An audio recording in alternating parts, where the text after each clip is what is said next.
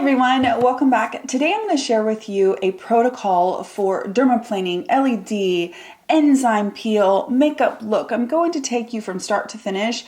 The way that I kind of glow up my skin or make my skin look a little bit more radiant, a little bit just better. I thought it'd be kind of fun to incorporate a bunch of things that I've shown over the year and see how I put them together, because I know a lot of you have these same things. And if you don't, you can pick your version if you would like to do the same kind of facial and makeup look. But the entire premise is based off of the dermaplaning and the enzyme peel, so that you get a really smooth, beautiful canvas that will reflect light, so that any makeup that you use will look better. So we will see how this goes. I hope you like it, and let's roll it back to the beginning. Okay, so I'm going to start with dermaplaning. I actually already cleansed my skin, and I cleansed my skin like an hour ago, so it's kind of just dry. So there's no residual dampness from washing my face or anything like that. I find that for me to be the best way to dermaplane. Some people dermaplane with oil or do other things. That's totally cool. This is just the way that I do it. I did put a little bit of lip balm on because my lips are so parched right now. Okay, so I'm going to use my Dermaflash. This is the one that I usually use. Looks like this. The only problem is I ran out of blades. I need to reorder my blades. So I have the mini also, and I have a couple blades left of this. And so I'm going to use this one. So I'm going to put a new blade on here. And literally what this tool is going to do is it's going to get rid of my peach fuzz, and it's going to help my makeup just to really set well on my skin. Now, in the past, I have dermaplaned with Miss Gorgeous. These are super, super sharp. These are the sharpest dermaplaning tools I've ever found next to my actual scalpel that I would use in the clinic. I also sometimes dermaplane with that at home, but honestly, sometimes I just can't be bothered to gather it all up, put it all together, and go through the whole process. This is just super easy. I'm going to use the mirror over here, so I'm going to look to the side. I'm going to fast forward this part because you really don't probably care to see it. Basically though, I do hold my skin taut. I hold this at an angle kind of close to the skin. Like it's certainly not 90 degrees. It's even closer than 45. And I just feather stroke the dry, flaky skin and also, of course, the peach fuzz. That's actually something else I really like about the Dermaflash or any of these tools like this. You can get all around your mouth. You just want to do small strokes, and you can get right up, right in the corners where we kind of can collect some little hairs and stuff without worrying about nicking. Even the Miss Gorgeous and even all the times that I've dermaplaned, I still am always really trepidatious around my mouth. Just don't want to nick it or anything like that with those super sharp tools.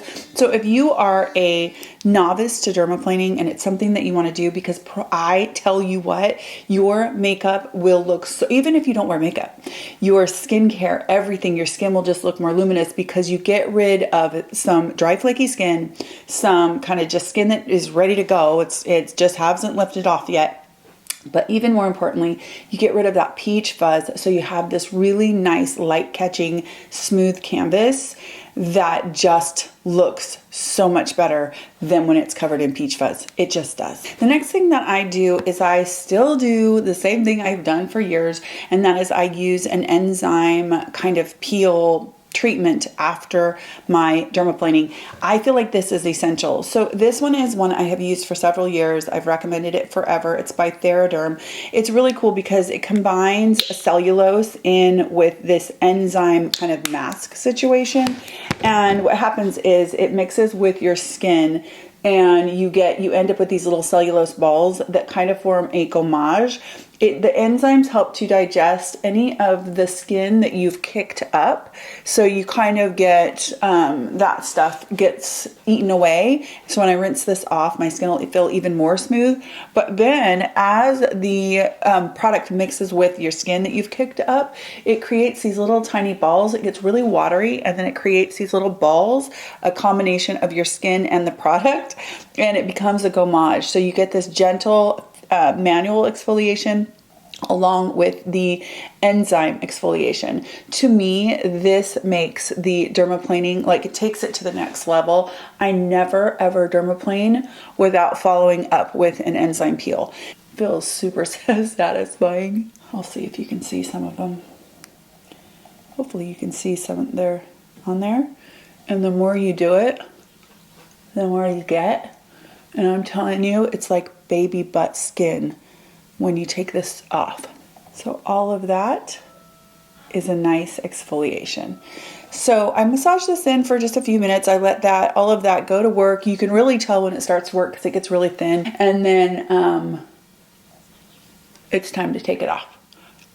So I'm gonna go rinse this off and I will be right back, and then I'm gonna show you what I do next in this kind of glow up facial. Okay, so I don't know if you can tell, but already, seriously, I rinsed and my skin feels amazing. I could stop right now, just do my skincare, and I would be done. But I am going to continue on and do a little bit of a treatment because why not? Here we are. Okay, so first thing I'm gonna do is I'm gonna put on my trusty Tsukiyaka Suhara. You guys, I've been talking about this for years. I love it. It's still my favorite essence that I've used forever. It's super inexpensive. It's basically like water, but it has in it urea and some other humectants. And so I'm gonna put this on, and it's just really nice and soothing and hydrating. And all it does is kind of, if you think about like a sponge, it gets my skin, my stratum corneum and everything, it gets it nice and kind of ready for any other skincare. What I'm gonna put on next is gonna be my Dermatology Needleless Serum. The reason I'm gonna do this is because I'm gonna do an LED treatment, and the Needleless Serum has some copper peptides in it. And if you didn't watch my copper peptide video I did last Saturday, you should check it out. I could grab any of my copper peptides. Of course, I could do the ordinary buffet plus copper peptides. I could do the complete skin solutions. I could do the no, I wouldn't do the Biossance. That's the only one I probably wouldn't do because of the squalane. But any of my water-based serums that have copper peptides, I will do them now because I'm going to do an LED treatment. LED is so great, and I'm doing about a half a dropper full, maybe a tiny bit less of the Dermatology. Try not to go overboard, but I am going to go face and neck because I'm going to do my face and neck with LED. I love that serum. If there was one single serum, that I had to get rid of every other serum, and I had to just say, I will have that one serum, it would be the Needleless Serum. And the reason why is because it's jam-packed with all kinds of good nourishing things, but it does have that copper peptide in there, and it has humectants in there. My skin always feels just really, really nice with it. Doesn't leave it sticky, blah, blah, blah. Love it. So I am going to use my Light Salon mask and collar. Obviously, this would be when you could use any LED that you have. I try to focus on getting my face and my neck. And if I wasn't doing a video, I would probably I do my face, maybe a neck and deck. I would try to, do the whole thing. But I'm just going to do this for today to keep it simple. LED is so great after dermaplaning, microdermabrasion, microneedling, anything where you've kind of agitated your skin in any way, which dermaplaning is of course super gentle. It doesn't hurt your skin. It doesn't hurt, period. But just what we're doing by kicking stuff up and everything, the skin is definitely more receptive to LED. It's more receptive to your skincare because you've removed a layer of barrier by getting rid of some of the, like the dry skin and stuff that's ready to go, but it hasn't gone yet.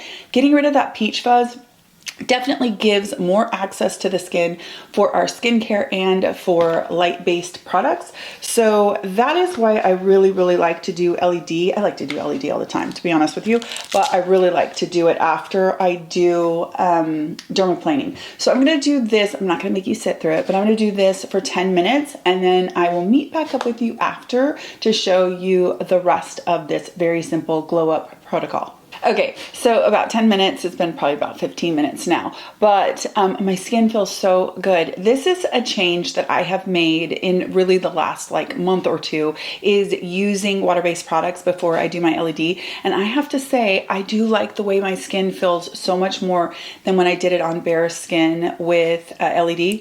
The hydration from my Tsukiyaka Suhara and my Needleless Serum is actually enough to just go in with a hydrating sunscreen. So an oldie but a goodie, I'm going to use my Dermatology Universal Tinted.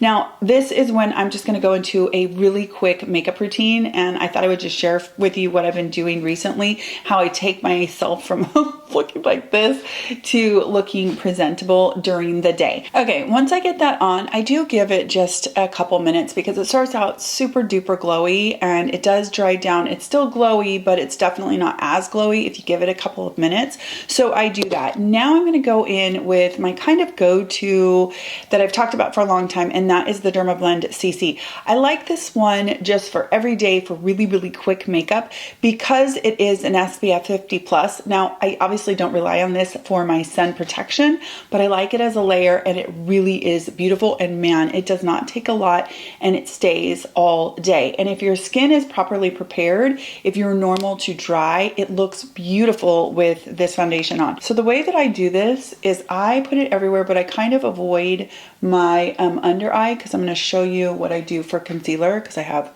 pretty decent dark circles. I buff this in quickly with a brush. This is the BK 101, and then I go over it with a beauty blender. I'm going to do it really fast so that it blends well.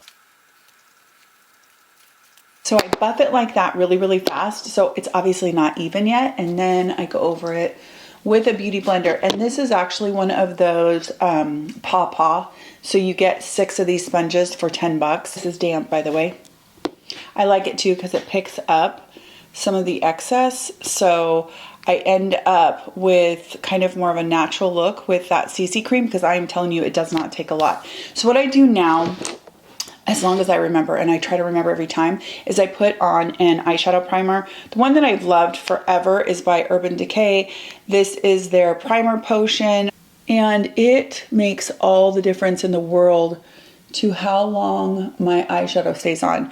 I have normal to dry skin, but my eyelids are not dry. So I always want to let that set before I put any eyeshadows or anything on. So that's why I do it then. And then I go in with my concealer. Now I have 2 that I really, really like right now. One is from Joa. The one that I'm going to use today though is the Dermablend. This is such a good concealer. If you are somebody that finds that you wind up with your concealer like gone by the end of the day, or this is just so good. It's such good coverage. I do not feel like it dries out my under eyes. It doesn't settle as much as any concealer is not going to settle, and it lasts for a really long time. But the thing about this concealer is, first of all, it's got this ginormous doe foot like this, and you do not need much at all. So what I do is I literally put a dot. I'm not using a mirror. This is going to be interesting.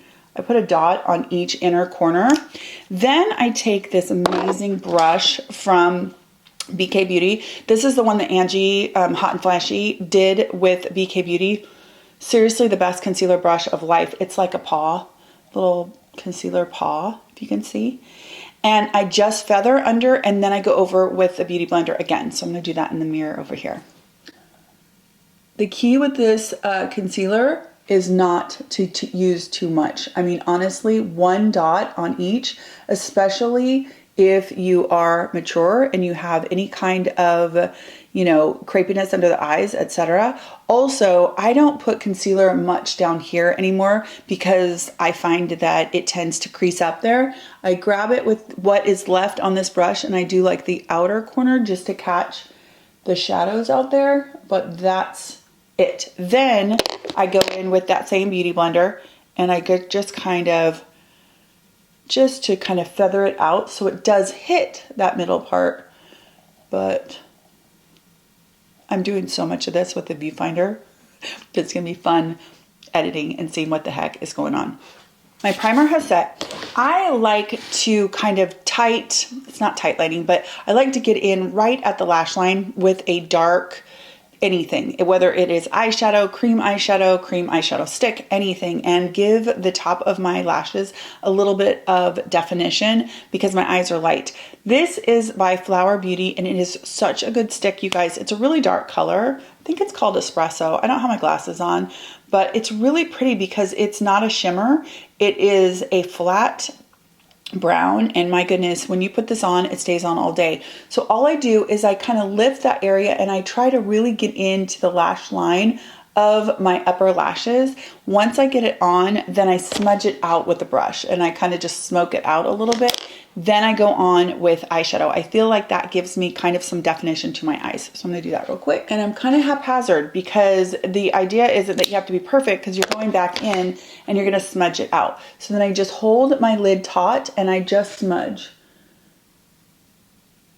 And you can see it kind of spreads around, but between the stick being really long lasting and the eyeshadow primer, it stays around, but it doesn't look like a harsh line because I'm kind of blending it out. Okay, so now on the brush that I use to smudge it out, I will gently, with a really light hand, go underneath my eyes just to give a little shadow underneath. For me, I feel like it gives some definition. Sometimes I don't do that, but I do really like it. I think it looks nice with my eye color and skin, etc. So I'm not going in with any fresh makeup. It's just the leftover for a shadow. So I literally go under just a tiny, tiny, tiny bit. I'm not going for, you know, super dark under there. And we're gonna soften the lid too. It's not gonna look as harsh as it does right now. So all of this is gonna get softer. This is just the beginning. I have like cat hair in here. 4 cats and I got some cat hair for sure. Okay, something that I splurged on recently is an eyeshadow palette from Lisa Eldridge. I actually don't splurge on makeup much anymore at all, and I did on this because it has this old school packaging. Seriously reminds me of something my grandma would have at her vanity. So gorgeous, which is of course perfect for Lisa Eldridge. And the color that I got was Cinnabar. You guys, it is one of the nicest palettes of eyeshadow. I mean, the actual quality of the eyeshadow is really, really gorgeous. Funny story too. When I got the stuff, it came in this beautiful box that said Lisa Eldridge, and I opened it up and I, you know, got my stuff out. I was so excited. And one of my cats, who's really big, couldn't get all the way in the box, but tried to get into the box. And so she was like half out of the box because she was too big and half in the box, and she's rubbing all over the box. And so I filmed her and tagged Lisa Eldridge because I was like, I had no idea that this would also be something for my cat, you know, kind of thing. And Lisa Eldridge messaged me back and said, love this, love Lisa, or XX Lisa. And I am not kidding, like fangirl moment. I was like, I mean, it was seriously, it was an Instagram message, but I was like, oh, that's Lisa Eldridge saw my cat. So anyway, that's because I got this eyeshadow. So all I do with the eyeshadow is I like to go in with one of a lighter color. So any lighter color eyeshadow is what I would do right now over this darkness to soften it all up. Everything then stays and it looks a little bit softer, but it has some depth and dimension. And it's my non-artist, makeup artist way of doing my eyes. So I'm just gonna go in with one of these light colors and I go over all of that. You can really see that I'm not a makeup artist. I literally go in and just put it on. So then I'm gonna go in with my Thrive mascara. This is in Crystal, which is a brown black, but it's brown. So I'm gonna put this on and then I'll be right back. Okay, so now the mascara is on. I swear mascara makes such a big difference, right? I'm gonna go in with my favorite cream blush of life, and it is the Peony Pink, and this is the cream cheek and lip color, and this is by Honest Beauty. Gosh, I have loved this forever, you guys. To me, it is the perfect color. And you know what I do? I seriously just put my finger in it, so you can see right like here, and I tap it. Tap it. So see the color? There's the color. And I'm not afraid to put a decent amount. I used to be, because when I would put it on, your cheeks flush and then it looks like, whoa, too much. But really, once the flush, you know, kind of calms down, the leftover color is absolutely gorgeous. So I sometimes go back in like with the BK 101 and just pat it out. And you know, this may not be the right brush, but it works and I love it. And I just clean my brushes, so it doesn't, I mean, I clean them after, so it doesn't matter anyway. Now, if I ever do put on too much blush, I just go back in with a little bit more of the CC cream around the edges and the Paw sponge and just soften it up. So I'm not really worried about it. I actually feel like when I don't use blush, I look ridiculous. Like it doesn't, your face doesn't look like done at all if you don't have some nice color. And I can use that actually as my lip color too. So I'm gonna do that. Okay, and the last thing for my eyebrows, I have them micro shaded, but I like to work on the hair and kind of, you know, brush it up. All it's doing is combing the eyelashes up and giving the eyebrows up and giving the actual hairs a tiny bit of color. So then the brows are done, and that is essentially the whole glow up. Now listen, the key to all of this, seriously, is dermaplaning and doing an enzyme peel. Those two things create this canvas that is incredible. Then it's just a bonus to get a nice LED treatment in, especially with a water-based serum. And then the makeup is all just, you know, icing on the cake, of course. Getting that skin really glowy, getting that canvas really, really smooth for any makeup that you choose to use, to me, sets the stage for everything. So if you haven't dermaplaned yet, I highly recommend checking it out. And if you're super new, don't grab for, you know, the Miss Gorgeous or a scalpel or something like that, or go get a professional dermaplaning treatment if you want to try it out first.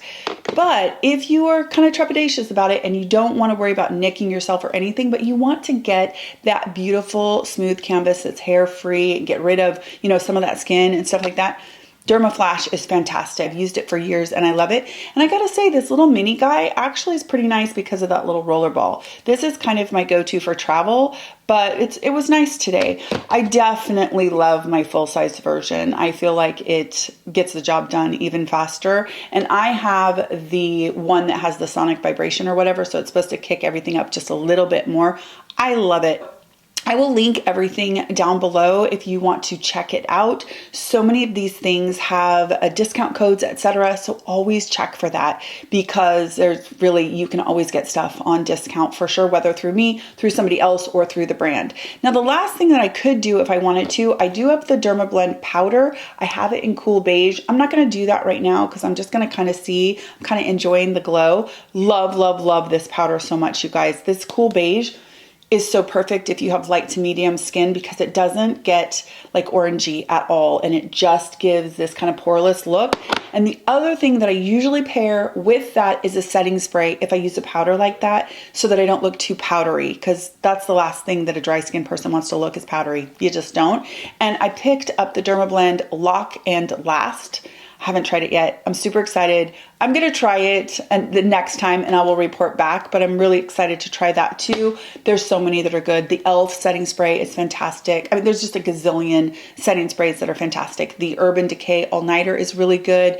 Great for special occasions, especially if you're gonna go somewhere and you want all of your makeup to stay in place, especially your eyeshadow. You use an eyeshadow primer, you use, you know, like sticks that are bulletproof, then you set with a setting spray. Eyeshadow will stick around like all day until you absolutely take it off. So anyway, I hope you enjoyed this little glow up facial. I hope that if you have picked some of these things up along the way, that you will pull them out and try and put them together in a routine and just play around with the stuff that you own.